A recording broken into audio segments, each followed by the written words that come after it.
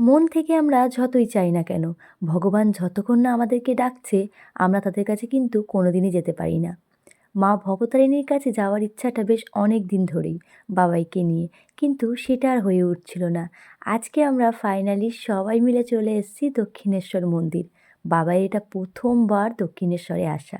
মা ভবতারিণীর পুজো দেবো আজকে। ছোটবেলা থেকে মা এবং বাড়ির প্রত্যেকের কাছেই শুনতাম পৌষ মাসে নাকি মা ভবতারিণীকে একবার হলেও দর্শন করতে হয়। আজকে পুজো দেওয়ার সঙ্গে সঙ্গে মায়ের সন্ধ্যা আরতি, আহা! মনটা একদম ভরে গেল। আর বাবাই তো মাকে দেখার পর ওখান থেকে আসতেই চাইছিল না। ওখান থেকে নিয়ে আসার সময় কান্নাকাটি শুরু। ও মন্দিরের সামনে দাঁড়িয়ে মাকেই দেখে যাবে। তারপর পুজো দিয়ে আমরা এই বাচ্চাগুলোকে একটু বিস্কুট খাইয়ে নিজেরা পেট পুজো করতে চলে গেছিলাম। পাপড়ি চাট আর ঘুগনি দিয়ে সন্ধ্যাবেলার টিফিন করলাম। একটু রাত হয়ে গেছিলো তাই দোকানগুলো সব বন্ধ হয়ে এসছে। চলো, আজকের ভিডিওটা তোমাদের কেমন লাগলো জানিও। ভালো লাগলে লাইক, কমেন্ট, শেয়ার করো। আজকের মতো বাই।